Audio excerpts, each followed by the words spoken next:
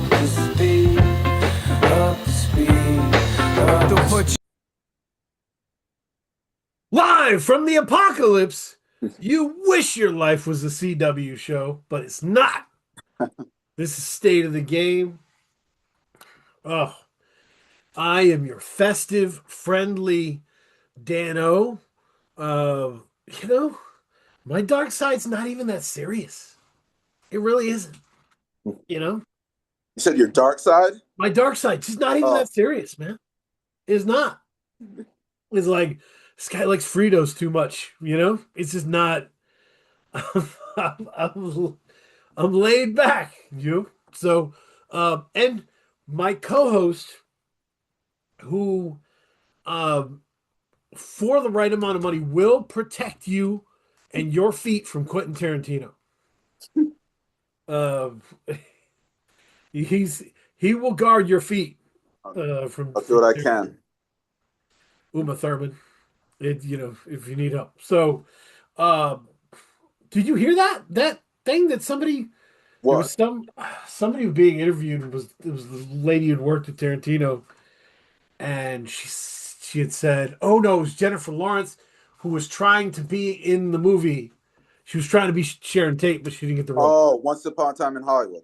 So she had talked to Uma Thurman, and Uma Thurman's advice to her was like, don't show your feet on set.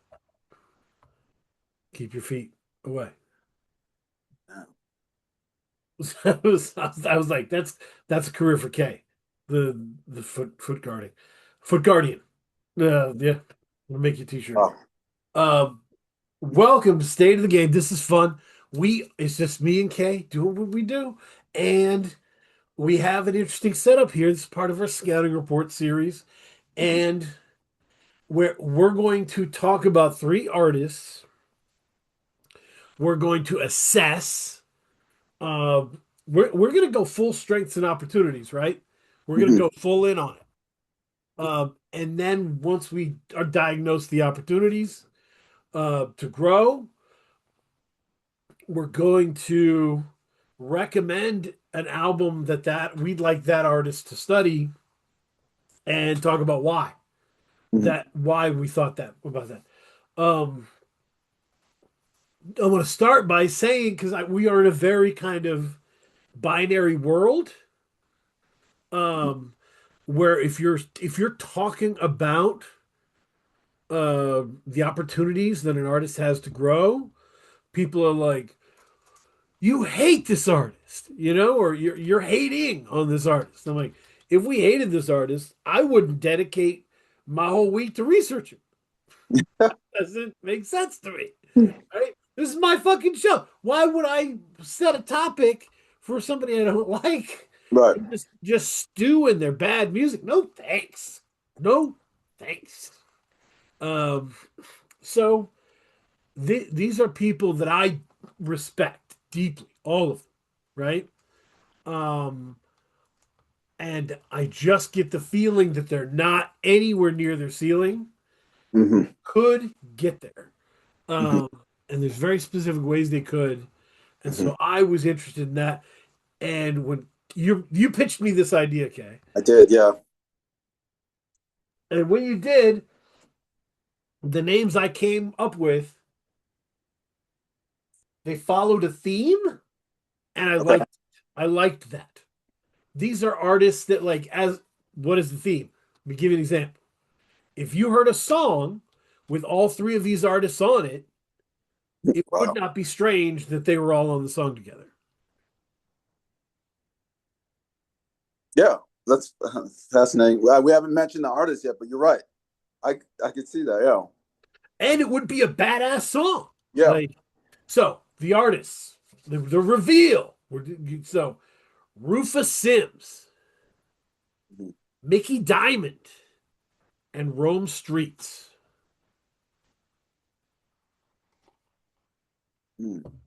So very fascinating.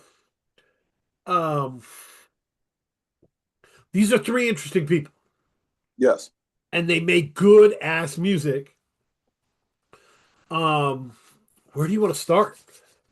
I'll let you. Yeah, you pick the one we start with. Ooh. I'd like to know. I know who I'd like to end with, but yeah, you pick who you Okay. start with. Okay. So who do you want to end with? Um, Who do you want to say save? yeah, say one more time. Sorry, So Mickey Diamond, Rufus Sims, Roland Rufus. Street. Yeah, Rufus Huh? Sims. Let's save Rufus. Yeah. Used to go by Weasel Sims. I think the Rufus is an upgrade. So I'm gonna go with Mickey Diamond first, right? Hmm. Hmm. Mickey Diamond has a voice that I Yeah. fucking love. It's an enormous voice. And it's so fucking fun to listen to. And Yes. Mickey Diamond, if you Google, right? Google image, Mickey Diamond album covers. They're Okay. great. He has great album covers. He's got interesting themes, album themes. Like he puts stuff together, man. Okay. I got into him because of, I mean, and I had been hearing stuff, but I just didn't. I was like, okay, whatever. And then he released No Liquor Before 12 in 2022. Okay. And that's a badass album, dude. That is an album about his drinking and the toll it takes on his relationships and his life. The hell of a record. Hmm. And I just been kind of rocking with him since. Uh, Kind of a bullpen guy for me. Like, nothing's going on, throwing some Mickey Diamond. Hmm. You're in the right mood. So that's my story with Mickey. Hmm. Uh, and I guess that included some strengths. How did you feel jumping in? I mean, his voice, like you said, I think his voice is very unique. I mean, that's if we think about rapping in terms of tools, you know, the skill of rapping in terms of having tools, that's his strongest tool is his voice and how unique it is and how it sounds over different types of beats. That would be for me the pull, the draw, I guess you could say, for him would be his voice. Oh, you're on mute. So his Yeah. voice is great, Yeah. and he is. You said he's a good beat picker. No, how well he is a good beat picker, yes, but how his voice sounds on different beats on a assortment like different types of beats Yeah. is intriguing to me. Yes. Yes. So it doesn't get stale. Yes. There's like, oh, we're doing something cool. This is a new, and that's where the theming helps. Where like he's got a Ric Flair themed album that's super fun. Mhm. He's got the Bangkok Dangerous series, Gucci Ghost, with Big Ghost Limited. He's created lanes for himself where he can go. You know. Mhm. What is this?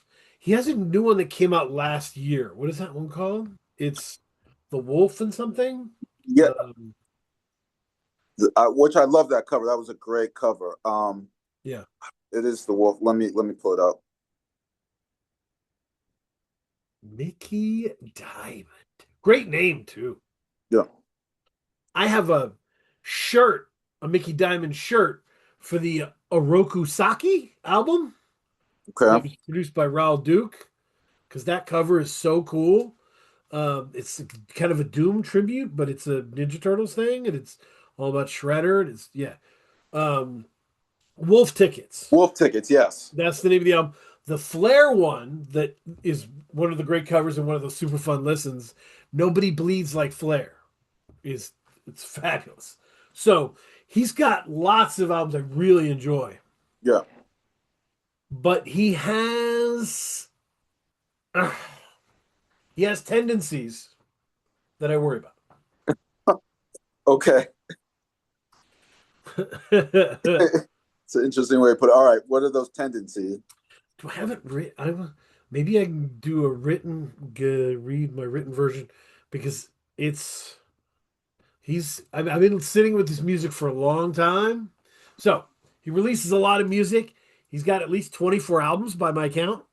Hmm. While the overarching themes do shift, they're loose constructs. Often they don't bring us closer, except No Liquor Before 12. Closer to what, him? To yeah, him or his personality, you Yes. know? Yeah, that's what So Mickey needs that's to a great. find a way to not just theme his releases, but give them resonance and importance that connects him to his audience, Great. right? Yeah. Yes. I mean, I'm glad that you mentioned that because that's kind of what my opportunity for growth is in itself. Like, I think, like as I said, the strength is the voice, but having the voice isn't enough. The voice is a draw, but that's not enough. Uh, there's got to be, what's the best way to put it? And I don't know if I'm using. There's got to be some pathos behind the voice. And I'll go one step further, Kay, Yeah. right? Because like we are not shitting on these people. Like No, I no, no, no, no. believe in like I believe that there's an ecosystem like of getting better, right? Where Yes. you acknowledge your strengths, you acknowledge your opportunities, and you keep switching them until you're better, right? But Hmm. no, but I'd rather grow than be perfect, right? There's nowhere to go from perfect, right? Right. Perfect is a plateau. I don't want that. Very sterile. Right. I want to grow. Right. So plus perfect implies a ceiling. No thanks. So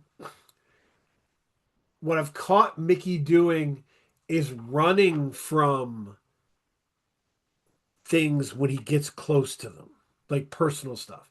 Mm. There was a time I was re-listening to No Liquor Before 12, being like, "This is his personal. This is great," and he would say something like, "My wife's gonna leave me because of this drinking," and then he would, better. I'm gonna wet you with the Beretta. I'm like, no, no, no, no, no, no, no, no. You were talking about something real. You Yes. were talking about something that was important. Don't run away. Like, stay there. Stay where it is important, Hmm. right? And so here's the thing. If you're going to, in terms of Mickey Diamond's world, because who said this? Somebody said this recently to us, sitting with us. They said, oh, it must have been Kendall Spencer, Hmm. who said, yeah, I mean, I'm good at rapping, but everybody's good at rapping. Yes. Yeah. I And remember that. that's real. That's real shit. It Like, is. Yes. there's a million good rappers who can Yes. find ways to rhyme Beretta. You know, Hmm. that's not going to distinguish you. So, Hmm. for to distinguish yourself from the crowd, and get to another level, because he's already got a consistent fan base. Everybody knows he's good. Everybody knows he's talented, right? How do you go up to that next space you want to be? I think you're because sometimes the rhymes are kind of simple. If I asked you during your research and listening with Mickey Diamond, what were the standout lines? What were the lines that blew you away that you would rewind or you write down? I don't think they're there. No. The voice to me is the draw. Yep. But it's it's almost like, I mean, that's the tool he has. You know, this is going to sound silly, but I'll just say it reminds me a lot of Batman. Like Bruce Wayne, Batman and Bruce Wayne. When Bruce Wayne becomes Batman, he changes his voice. Oh, so you think Batman voice? No, no, not no. I'm saying I think if he can figure out a way to get Oh, yeah, more, yeah. use his voice to, I don't know, connect feeling to his voice, and not just skate by on his voice. Create like a story. Not I don't know if I'm explaining this right. Like make it more than just the voice, deeper than the voice. Yeah, so there's two ways to do what you're saying. Like you're giving the overview of where we need to be, right? Mm-hmm. I think there's two paths there, right? Yeah. You're either going to really deeply investigate the theme that you're giving, right? Yeah. Um, you're or you're going to really like get technical heavy, right? You're gonna go like Rock Marciano crazy, um, or cause another like where you're like, oh shit, like the gymnastics of these like word choices and things are so interesting that it doesn't matter, right? But Yes. he's not Right. there with that. No. No. No. Right? No. So like something has to give. Either you're going to bring us closer or you're going to step up how dense you're going to do this. Because Mm. you're not making fun bangers, right? Like No. so if you're a lyricist and you're the people who follow you are going to be lyrical people, there's a lot of lyrical people that'll give you dense ass street music. Yes. He's not one of those. It's almost like I kind of think of it like almost like dancing. Like you can, like, let's say you're dancing salsa, right? You have people who know the steps, like everyone knows the steps. But then there's some people that add like a certain fire to those steps, or that certain uniqueness to those steps that really make the dance pop. And I look at that with his voice. Like he's got this great voice, and he can just rap regular in his voice and skate by. But if he can learn how to use his voice and create more emotion from it, it's going to help. No matter what he's rapping about, it's going to help it pop and connect more. Right, right. And so what I thought about was Mm-hmm. Days with Dr. Yen Lo, Ka. con preservation. Okay. First of all, it wasn't just, beats, right? This was two artists working together to really shape an idea, Mm-hmm. right? And dig into the idea. And so when you listen to Days with Dr. Yen Lo, it's every track is named a day of the therapy. Mm-hmm. And so, and the therapy is Ka talking out this traumatic street life, right? So it's still hard ass music, right?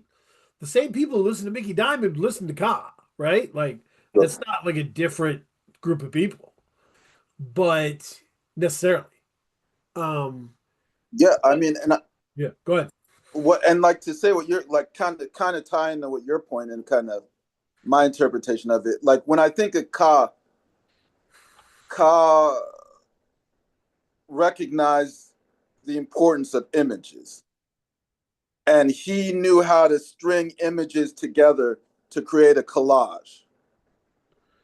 So when he would give you an image, then like the next image would tie in with that image, and then when you're done with the song, you have all of these images that create a collage that really helps you connect with that song.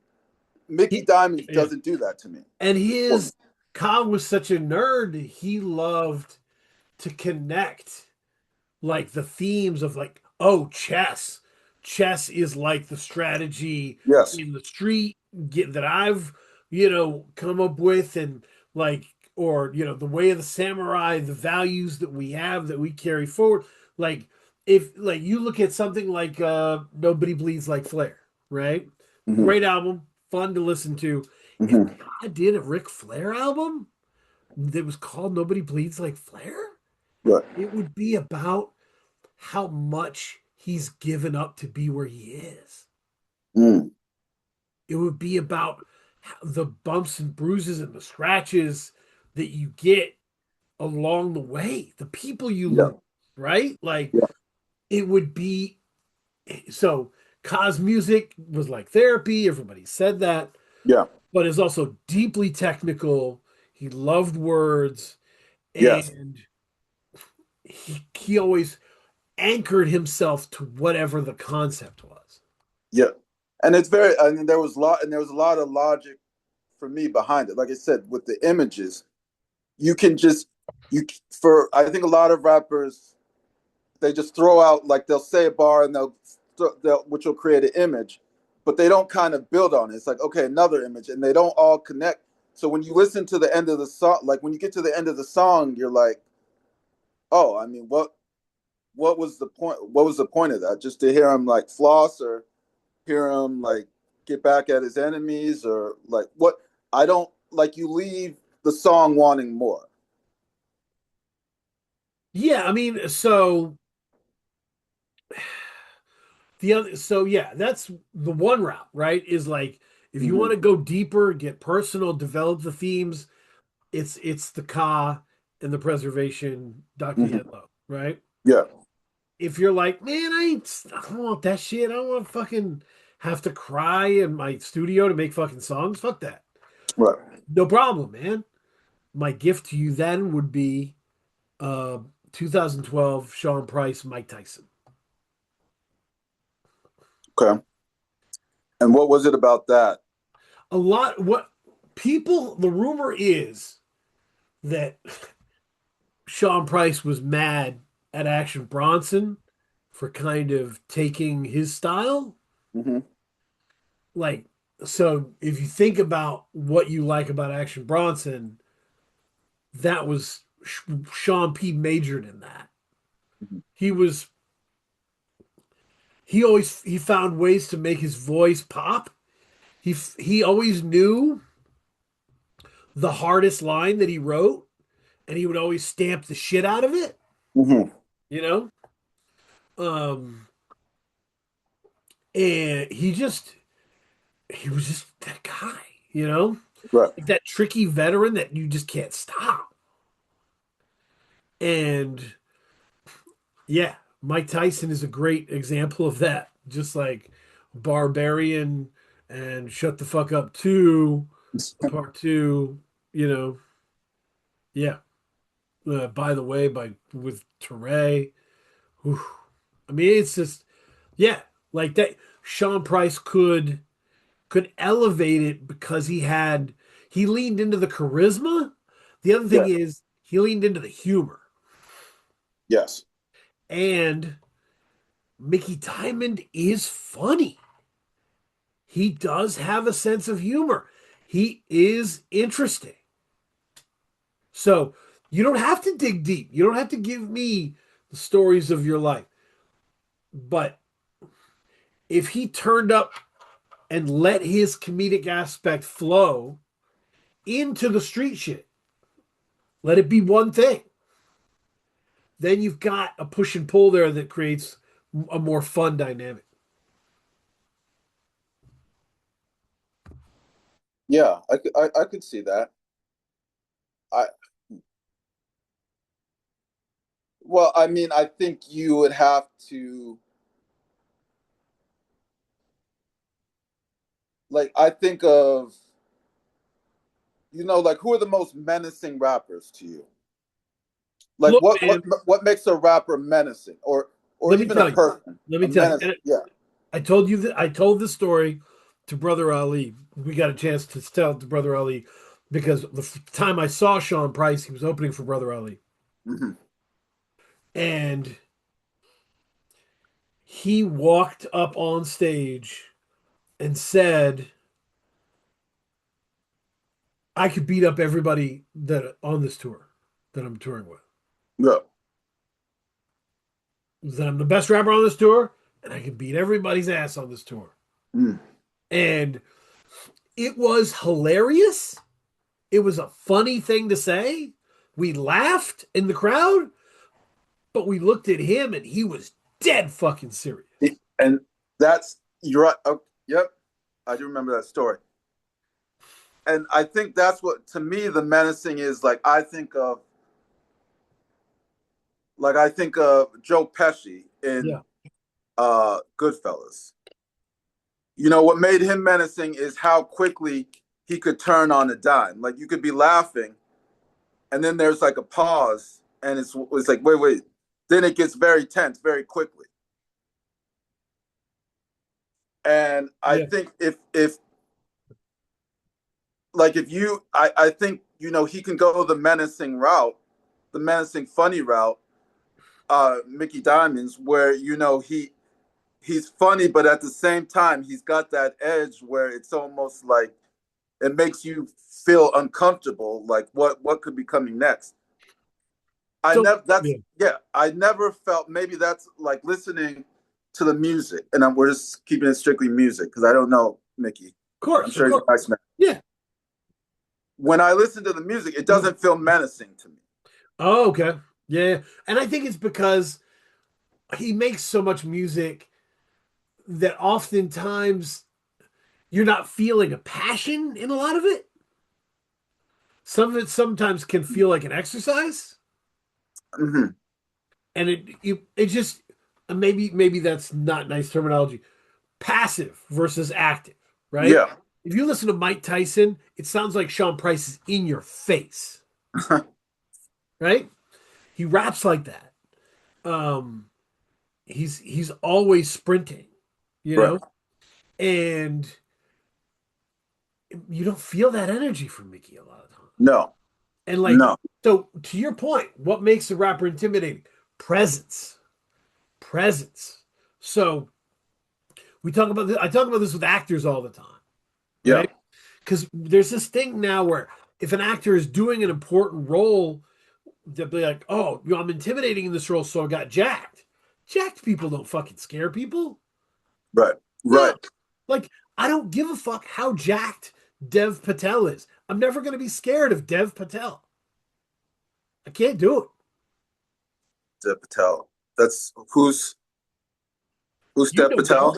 Look, Google Dev Patel. You know Dev Patel. Don't play with me. You watch so many movies, dude. You know Dev Patel. Yes, I know. The name sounds familiar. Yeah. He did a recent. He did He recently. Okay. He did a John Wick like movie. It was a good movie, but it's like I'm not. I'm never gonna be scared of Dev Patel. I'm sorry. Like he doesn't have that. No. And that's nothing against him. I don't fucking have that. Right? Like so. But there are people who just do. Like I look at Joe Patel, like he's not physically intimidating, but he is. When you look at that character, like he plays menacing characters. Yes. And I think for me, like you mentioned, like menace is in presence, but I also think it's tension as well, being able to create tension. To me, menace is being able to create tension, and then you have the power alone to release it. Right. Yes. Harnessing it. It. Like no one else can release the tension until you say, and that's menacing. Like I'm going to control the mood of this room, wherever I'm at. Yeah. And there's nothing you can do about it. I don't know. There's people who just have that, right? Yeah. I don't know if it's intimidation or whatever, but that's Anthony Edwards, right? When he walks on, he has that presence, right? This is my room. Yeah. And some people just have it. And so of the three of these people, Mickey is settled into a routine in a way as to where I worry that we're not going to get the best of him because it's working. It's good enough. He's giving us 75% of what he can give us, and it's good enough. 75% of his efforts is still really good, so it's working. But like, if you just gave us 5 to 7% more, dog. Like it would make a huge difference. World Huge, of yeah. like in how good these records are. Like so people can feel how much energy you're putting into that shit, man. They really can. Mhm. It's there, especially in rapping. But yeah, so that's my 7 cents on that. Um, do you have anything you'd recommend for Mickey, based on this conversation? I mean, rap wise, no. I think see some watch some of those. Like watch the Goodfellas. Watch Joe Pesci in Goodfellas. Well, or honestly, watch Robert De Niro in Goodfellas. Yes, Robert Nero. Yes, Robert De Niro is a great example of never got jacked, right? But he created that tension. yeah, You remember Goodfellas, that scene with the Cream song, right? And he's at the bar and he's looking at the dude. He's gonna kill him. You know what I mean? yeah. That scene and that slow motion turn. It's just a look. You know Hmm. that's presence, right? Yeah, So, I think that's a cool recommendation. yeah. To go Goodfellas, a lot of good intimidating people in there. Um, so yeah, that was that. Oh, let's do Rome now. Yes. Rome. So I have to say, I don't listen to Rome a lot. Um, I in my mind I have him stuck as somebody who's dry. Um, but it's not like dry like because he's an interesting person who says interesting stuff. Dry might not be the right way to express it. I started to think about it like almost a religiously orthodox rapper. Very interesting. Yeah, I think you and I are on. You can keep going, but I think you and I are on the same page. Like, I said flat, but I don't like the connotation of the word flat. right? But It because this guy's fucking brilliant. He's fucking brilliant. Like, in a way, I was listening to him like Rome Streetz might be a better rapper than Conway the Machine. Like, in terms of like and better than so many rappers, just in straight up crafting a verse, he's a lyricist, yes. right? And this was kind of what I wanted to discuss with you because that's interesting. Yeah, keep going, but 16 bars. yes, He's incredible. One of the lyricist. top on the planet. And re-listening to his music, the clarity of that drive and determination sparkles like in a lot of it, right? That's the positive, is that you are listening to, you don't even feel like you're listening to a rapper. You don't feel like you're listening to an entertainer. You feel like you're sitting with a craftsman. In terms of words, lyrics, Right. yes, Like he doesn't give a shit about the audience. He yeah. is he's straight up like this. I am the blacksmith at the fire, and this is gonna be the sharpest sword that ever fucking was. Hmm. And he gets there, man. Some of that shit. Lyrically, yeah. Yeah. But and this is what I mean. This is where my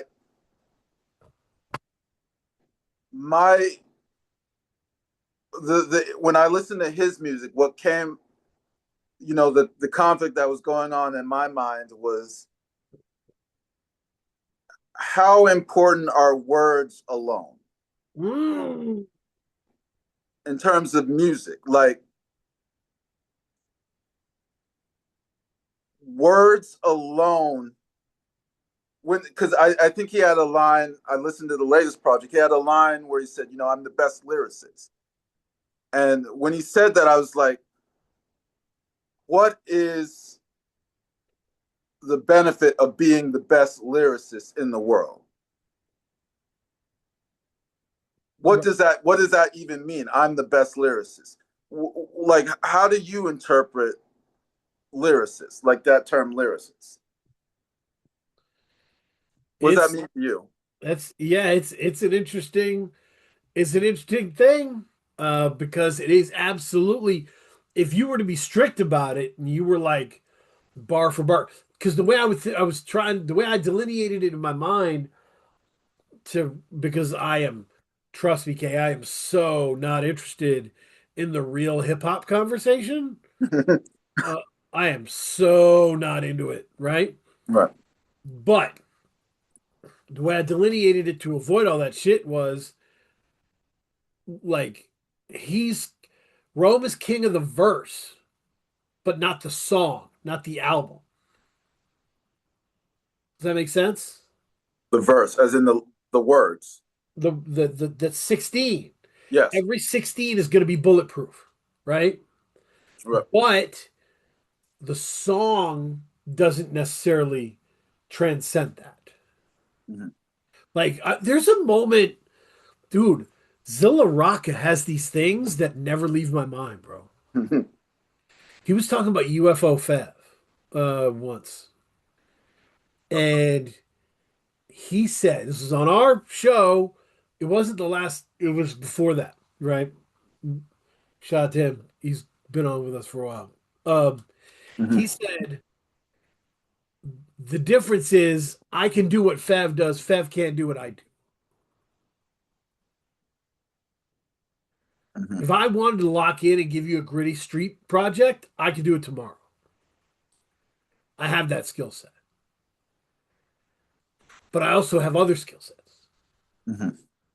and that's the concern for Rome. Is that his dedication, drilled down dedication to the 16 bar verse Mhm. has interrupted his growth song to song, album to album.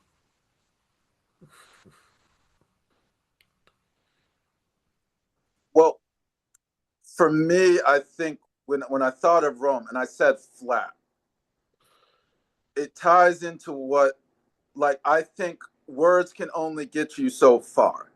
Mhm. When it comes to rapping, it's how you say those words and how you deliver those words. Yep. And I think for Rome, in my interpretation, like the lyrics are quite, like I can't I'm not I would never say like, oh, he's not a he can't write lyrics, he's not a good rapper, Yeah. but his delivery is there.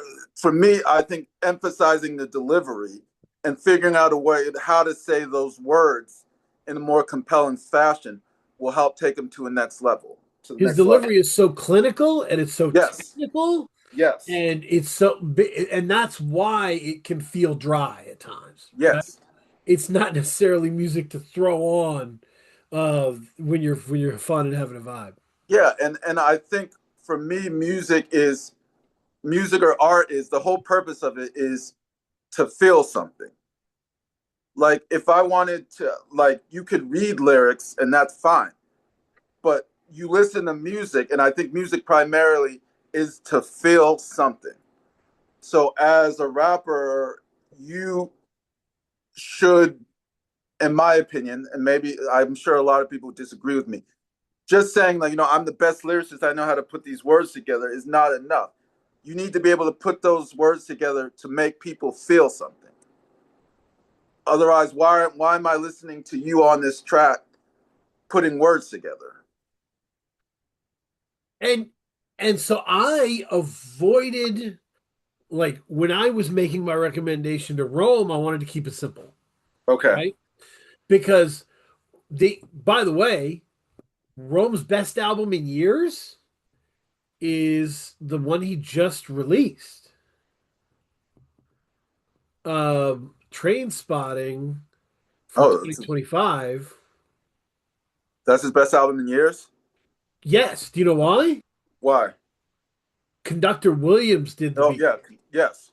Conductor Williams has so much swing in his beats. Conductor's phenomenal. So that it really helped give motion to the project. right? And like move it so it didn't feel like drop, Right. listening to Rome Streetz can feel like playing Tetris.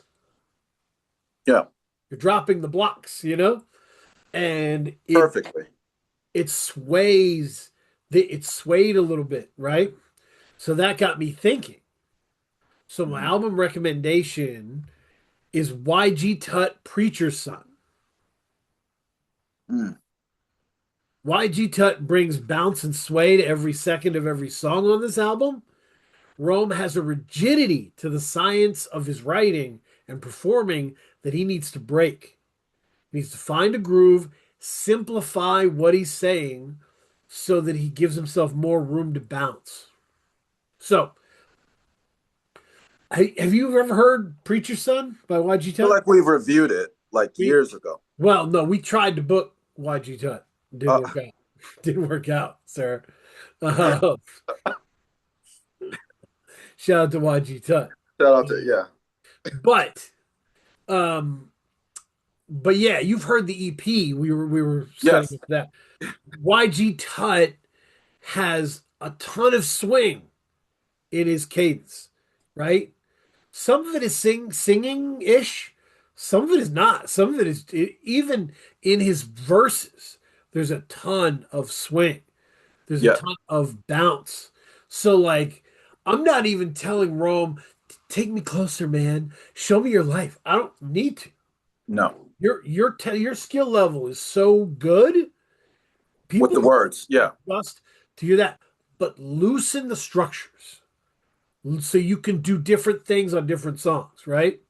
And incorporate things and switch it up. So the thing about YG Tut also, ton of swing, great. He discusses Preacher's Son is an incredible exploration of lots of different topics. Yeah. Great theme. For people who haven't heard YG Tut, the sales pitch is this. Without Preacher's Son, you don't get Isaiah Rashad. Mm. Bottom line. Isaiah YG Tut is on The House is Burning. Like he is a big part, a big influence on Isaiah Rashad. So that the bounce that you feel from Isaiah Rashad, YG Tut establishes that in Preacher's Son all Mm. those years ago. Um, yeah. I So mean, good. I think my recommendation would be so I think Rome Streetz, he knows words, right? But I think his next evolution as a lyricist would be to become, and I don't know, this may come off weird how I sound it, but I'm just going to say it. Yeah. Like, understand grammar, understand when to use commas, when to use Ooh. exclamation marks. So let's introduce grammar into those, because I think grammar, it's not the words that it display the personality, it's the grammar. I It's the know what I know what you're saying. yeah. I just want to tell you how I've been saying it, right? Okay. Negative space, Yes. right? Use your negative space, right? So, in a poem, when do you start a new stanza, right? Like when do you start a new line? When do you put an extra space to make Yes. when do you put things in the middle? Change the font format, make someone's eyes move, Yes. Yeah. You Negative. can keep words the same, but putting a comma here, a pause there, exclamation mark there, changing the piece can really give life to the words, like same words, but using that punctuation and that negative space, like you said, is going to take that to the next level and give his lyrics personality to me. Yeah. Yeah, that makes sense to me. Yeah. Can you hear me? Is my internet connection okay? You're cutting in on now a little bit. I can hear you. Cool. Cool. I think like you said, I think he's a technician. He's a lyrical, lyric lyrical technician. But that technician, like if you adhere to it so much, it can restrain you in a lot of ways. That's why I called him orthodox. Or Right? It's a strict observance of the value yes, he has. Does that make sense? yes, Orthodox. So yeah, I mean that's what that is, and I just wanted to break that up delivery wise and let him swing a little bit more with it, but it sounds yeah, like we're both saying the same thing. We love that you can fit so much into a line, but you don't have to mhm, always do it. yeah. And I think he seems like a perfectionist to me, Rome Street. Like he's going through his lines and he's editing every single thing. But I think there is beauty in the mistakes, and there's beauty in using punctuation and doing things like that maybe may not make sense technically, but feel like interesting to you. And my conclusion to this, building off of your point about Yeah. perfectionism, right? Stanley Kubrick was known as a director that needed lots of takes from everybody, from all the actors, right? The Mm-hmm. legend of Kubrick. Oh, so many takes. Mm-hmm. There's a recent interview where Robert Duvall was like, fuck that shit. He was like, I think that his movies suffered because of that. Yeah.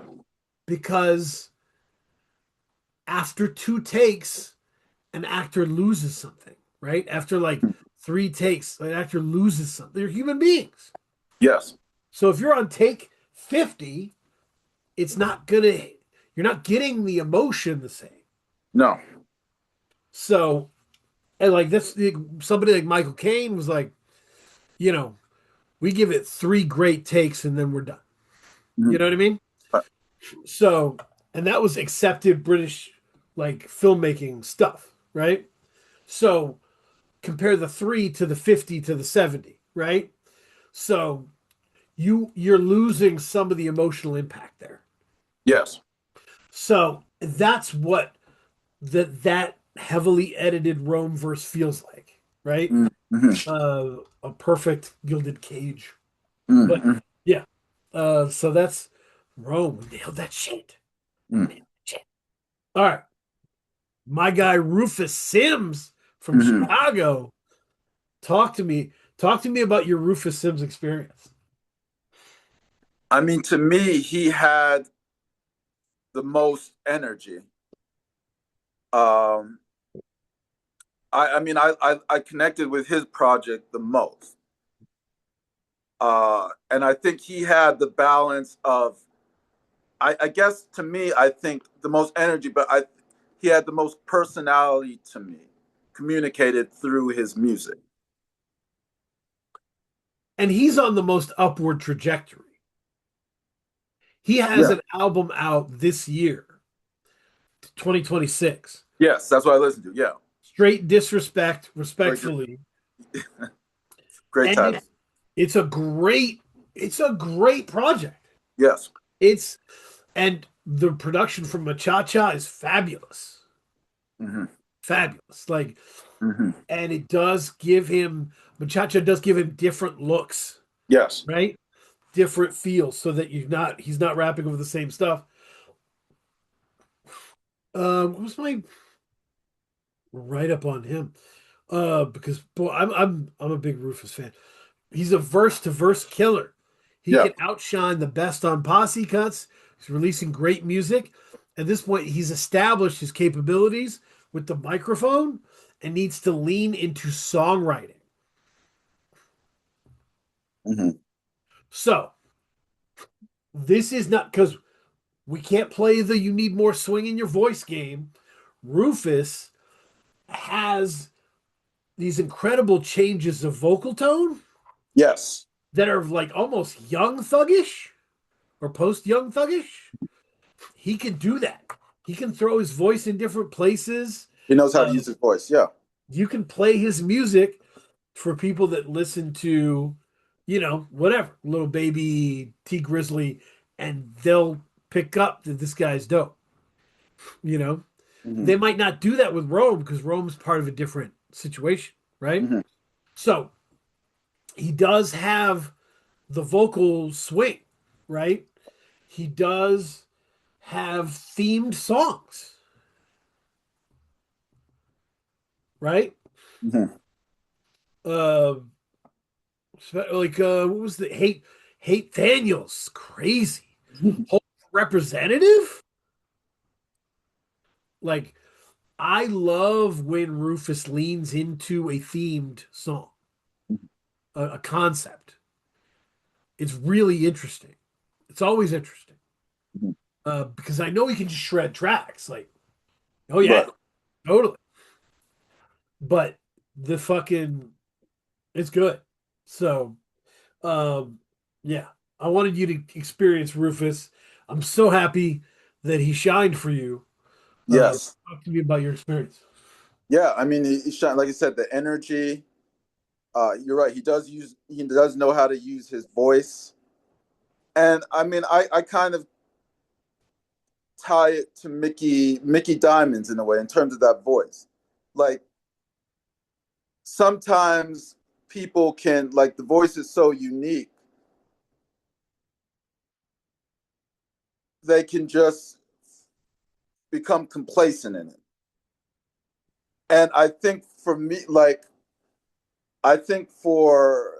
it's almost like you have to know how to use that voice in a technical sense, but there also has to be like an emotional and intelligent, uh, like what's the word I want to use? Like logic behind how you use your voice. Yep, yep, yep. Um, and I think that that would be the next level. Like maybe deepening and start maybe thinking about intellectually how you're using your song, how you're using your voices, how you're using your flow to really communicate what you want to communicate. The reason we have Rufus in this closer position to me Mm-hmm. is because of these three, he's the one showing the clearest signs that he wants to grow. Mm. Does that make sense? I've only heard this project. I haven't heard his other projects. What is the growth that you've seen in this project compared to his other Like we ones? said, more songs with different themes, right? Mm-hmm. Uh, different kinds of beats. Like he Mm-hmm. has a great project I love just called Coke Raps 2. Mm-hmm. And it's just like him, doing Coke Raps with a bunch of badass Chicago people, you know? And, Vic Spencer's on it and, you know, Huss Kingpin, all these, and he just has a lot of fun ripping these tracks doing dope rap. But Yep. like he took that to a different place here. Like this is he's if you listen to it, he's elevating, you Mm. know, and he's refining skills. So what is my recommendation? Okay. Right? So so it needs to lead into songwriting. The recommendation is God Box by David Banner.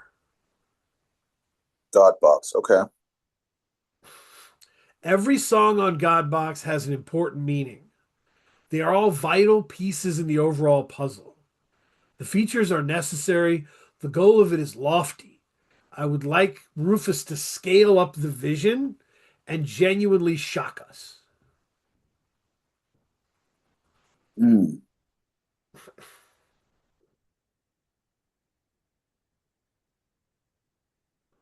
Scale up the vision. Hmm. Genuine shock us.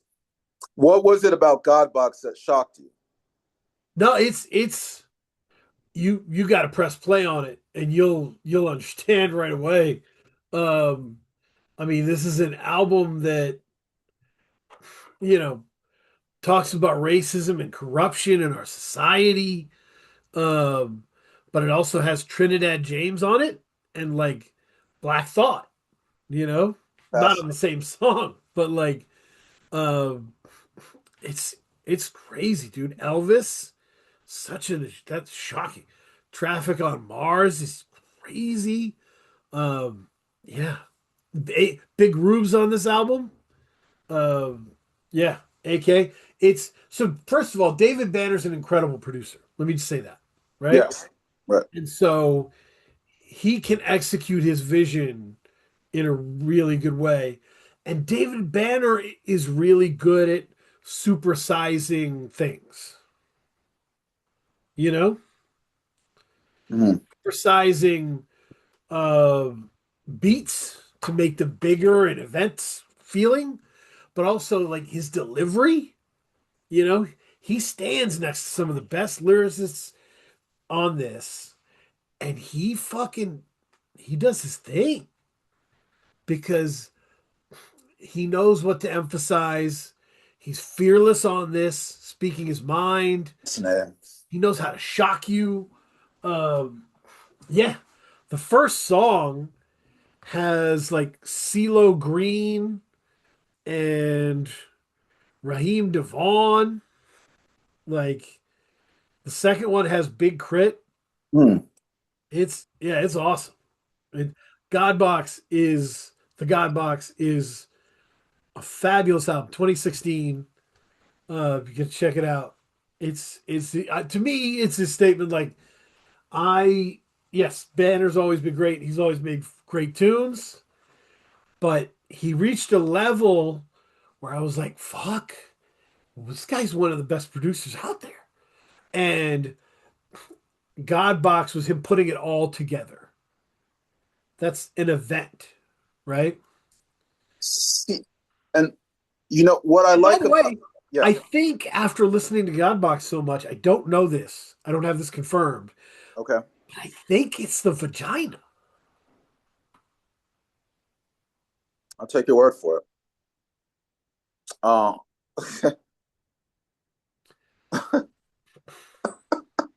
I don't even Hey, know how to follow that shout up. out to the vagina. You know Good work for a long time. what? You know what I liked, and another thing that I liked about Rufus was that he had a like when I compared him to the other two rappers, he had a looseness that he was able to access a little bit better than the other two. Right. And you know what it kind of reminds me, like the song that I've really been listening to a lot lately. This is gonna sound silly. It's called Roll in Peace, Kodak Black and Extension. Yeah. Okay. Yeah. Roll in Peace. And what it is to me, like that's like it's a fun song, but and it's witty, but there's some heavy things going on underneath it. And to me, I think Rufus he has that versatility where he can be fun, yet there's still a technicality about it. And so he is able he can make songs that are loose and fun, but yet there's a serious undercurrent going on underneath it. Right. So that's why with him, my critique is very different, right? I'm not saying start over. I'm not No. saying you're deficient in this area. I'm saying no, scale it up, Yep. right?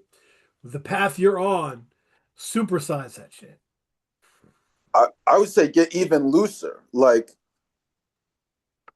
like if you listen to Roll in Peace, like there's nothing lyrically like phenomenal going on, but they're still able to communicate a feeling and they're still able to make you feel something, not only using humor and wit, but also like, changes in infliction. And I think to me, Rufus has the ability, because of how loose and malleable his flow is, he has the potential to be able to do that in a way that a lot of other rappers couldn't. Sure.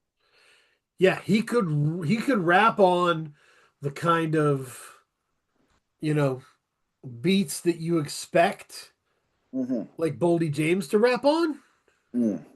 but he could also rap on Mighty Healthy beats, right? Like he could rap on Metro Boomin beats and kill that shit, right? Like he just seems like somebody who can fit in lots of places Yeah, and should take advantage of that. yeah, absolutely.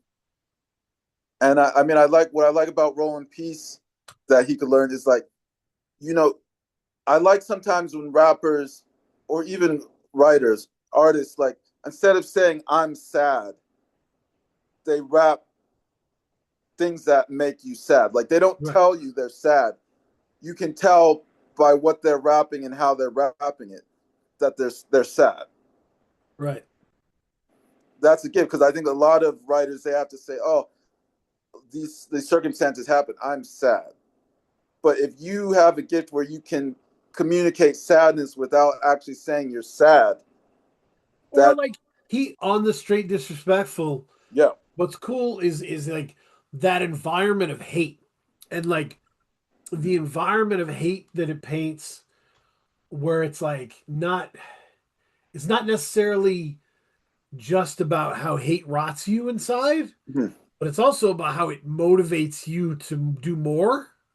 Mm-hmm. So you're rotting while you're being productive. Yeah, And so like it has that dichotomy to it that's really beautiful. yes, interesting, very absolutely, Yeah. So it's yeah, he's a good one to cap off on because he yeah. I like the rainbow we have here yeah, going from Mickey to Rufus. yeah. Um, yeah. And like I said, for all three of them, I'm interested to see how they grow and how they expand and use their skill and tool set for sure. You want to do some recommendation corner? Yeah, let's go. Let's fucking go. So I'm at you know and you're gonna be a little thrown off by this. Okay. I got so I went up to the family plan with title so that me and my son wouldn't be cutting each other off. Okay. It was we were fighting about it. Um and so I started over and I was like, fuck man, I've never really heard a full Miami Sound Machine album. Is that Gloria Estefan? Okay. So I went back to 1985, Wow. Primitive Love. Primitive Love. Okay. Get that one down. That's the one with Conga. Primitive Love. All right. That's the one with Bad Boy. Bad boy. Um, dude, that album is fucking a banger, dude. A banger. It's nasty. Are you okay? Where you at? So it's it's that album's flawless, man. It just Mm-hmm. has no fat on it. It's like discovering those old Paula Abdul albums that just knock. Ooh, okay. You're like, damn, Primitive Love. All right. Primitive Love is fire. Fire. Love that shit. We gotta give wearing the MHK Ultra shirt. By the time this comes out, Mighty Healthy and Sankofa will have dropped. Um, that shit is amazing. But I don't know if I gotta let you know about this. Okay. And I may have mentioned it previously, but the singles are so good. This is coming out on Big Crown Records. Crazy soul shit. Les Imprimas. Fading Oh, forward. Les Imprimas. That's the The group. band. Les Imprimas is the group. Fading Forward is the album title. Hmm. Comes out on April 10th, Okay. and there's like 4 songs that have been released. Okay. They're beautiful, man. They're just beautiful. Wow. All right. My pre-order is already in. Uh, Big Crown Records does wonderful soul music, man. Hmm. Wonderful soul music. Yep. So yeah, that's where we're at. And Yeah. yeah, I gotta watch more important movies. I've been trying to watch important movies. Uh, Hmm. we've yeah we watched Weapons. Did I tell you about Weapons? Yeah. So, what do you think about Weapons? So We that. so Weapons is interesting because we both came out of that like this is a great movie. It's a Yeah. fantastic movie. It's like pitch perfect horror movie, but it ain't Sinners, bro. Mm. Because as perfect as Weapons is, and the music is beautiful, the performances are great, Yeah. um, the pacing is supernaturally good. Sinners feels like a community, dog. It's all of those things, plus you're like in a community when you're watching it. Community. What in terms of the characters on screen or what? You Yeah. feel like you're in their Yes. community, Yes. like Yeah. the music, Yes. the Good. interactions. Great point. And Yes. so when there's sex scenes, they're important, right? When there's faraway glances, they're important because you care about the wholeness of the community. Yeah. I mean, you're right. I've never thought of that element, but in terms of, you're right, the world building and the community building and how they had the characters interact with each other. Yeah. So like when in Sinners, when Preacher Boy, oh, I don't know how much I should say. When Preacher Boy has his big moment, and then he comes out, and everyone's like, "Oh man, yeah, all Yeah, right, yeah, yeah. yeah, yeah, good for you." That felt natural. Right. Right. And the other thing is the opposite of that. Hmm. When someone dies in Sinners, it hurts Yes. because you care, right? Yeah. And that's the ultimate, right? If you Yeah. can make your audience care about all those characters, Yeah. that's a big deal. So Excellent point. it's Weapons is absolutely stunning and a wonderful movie, but Sinners is Sinners, man. Yeah. And Yeah. I haven't seen anything that's in league with it, but I'm interested in watching more. I mean, I think one battle after another. Uh, I haven't if we're seen it yet. talking, Maybe oh, next week. I loved that one. That was in Sinners League, and I think sentimental value was just underneath. But to me, like the two standouts of 2025 were Sinners and One Battle After Another, Okay. for the reasons that you said. That community, and I never really put that two and two together. But you're right, the community building and the character development in Sinners was great. Absolutely, man. It's really good. Mm-hmm. And yeah, I want to do more reading. I want to chill. For fuck's sake, it's been crazy. Yeah. Um, you know, but yeah. And any other music you're rocking with? Music wise, no. What I'm really for TV, like I'm really into industry this year, HBO industry. And then I mean the movie I saw last week, which was a pretty interesting, was The Testament of Anne Lee, about Yeah. Anna Siegfried, about the woman who founded the Shakers. Mm. I thought it was charming. So, Yeah, I mean, so I've been watching Wonder Man. that looks interesting to me. What did you think about? The real cool thing about Wonder Man, right, Okay. is it's kind of a two-hander.